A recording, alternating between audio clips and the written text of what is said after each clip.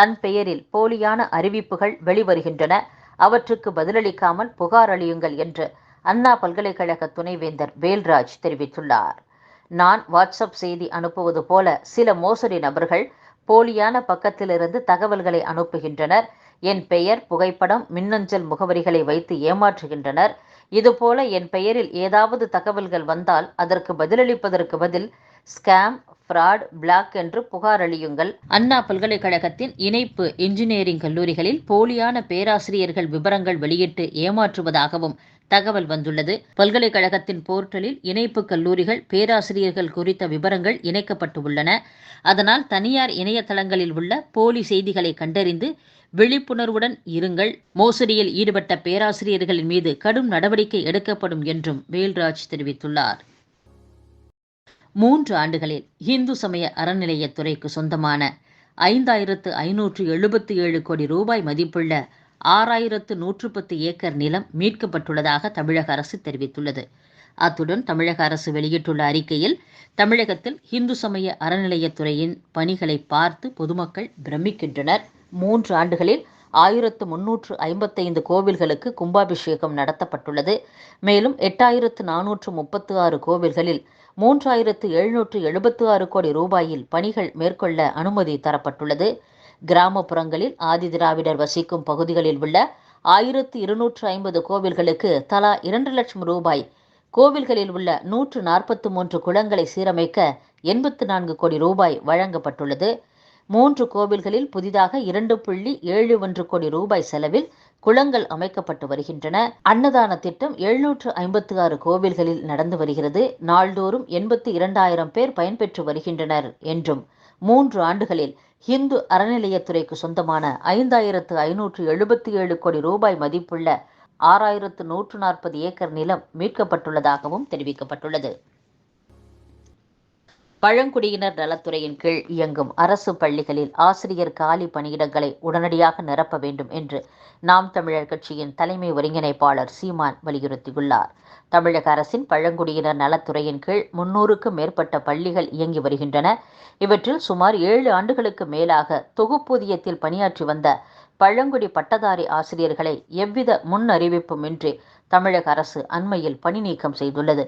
பள்ளிகளில் முதல் பருவத் தேர்வு விரைவில் தொடங்கவுள்ள சூழலில் ஆசிரியர்களே இல்லாத பழங்குடியின பள்ளி மாணவர்களின் கல்வி முழுமையாக பாதிக்கப்பட்டுள்ளது.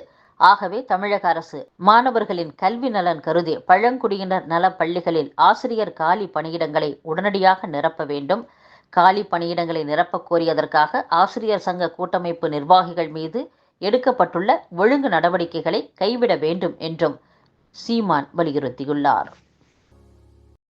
திருநெல்வேலி மாஞ்சோலை தேயிலை தோட்ட தொழிலாளர்களுக்கு குடியிருப்பு உட்பட மறுவாழ்வுக்கான அனைத்து வசதிகளும் செய்து தரப்படும் என்று நிதி மற்றும் மனிதவள மேலாண்மை துறை அமைச்சர் தங்கம் தென்னரசு கூறியுள்ளார்.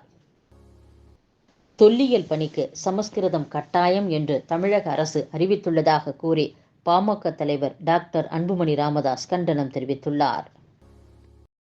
சென்னையில் உள்ள ஏரிகளை மேம்படுத்துவதற்காக சென்னை பெருநகர வளர்ச்சி குழுமம் சார்பில் ஒப்பந்த புள்ளி கோரப்பட்டுள்ளது. இதற்காக முதல் கட்டமாக பெரும்பாக்கம், ரெட்டேரி, முடிச்சூர், மாதம்பாக்கம், செம்பாக்கம், ஆதம்பாக்கம், அயனம்பாக்கம், வேளச்சேரி, புழல், கொளத்தூர் ஆகிய ஏரிகள் தேர்ந்தெடுக்கப்பட்டு முதல் கட்டமாக 100 கோடி ரூபாய் ஒதுக்கப்பட்டுள்ளது.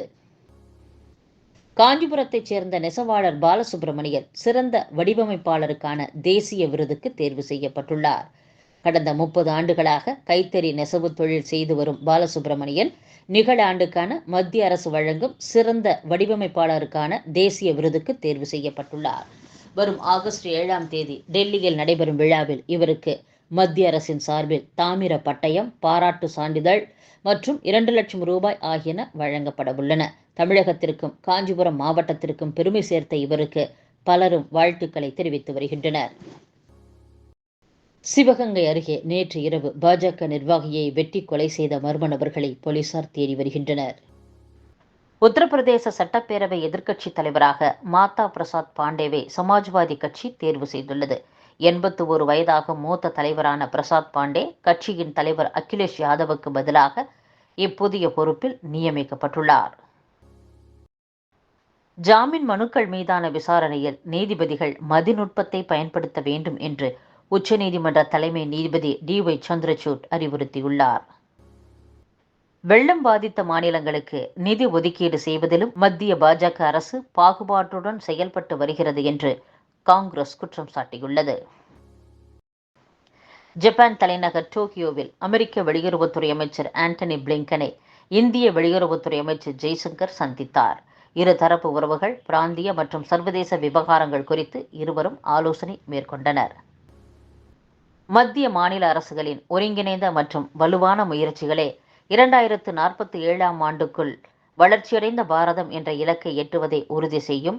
பாரம்பரியத்தை மேம்படுத்துவதோடு வளர்ச்சிக்கான தொடர் பயணத்தை கட்டமைப்பது முக்கியமானது என்று பிரதமர் மோடி கூறியுள்ளார். நிகழாண்டு மகாத்மா காந்தி பிறந்த நாளான அக்டோபர் 2ஆம் தேதி ஜன் சுராஜ் என்ற பெயரில் கட்சி தொடங்க உள்ளதாக முன்னாள் தேர்தல் உத்தி வகுப்பாளர் பிரசாந்த் கிஷோர் தெரிவித்துள்ளார்.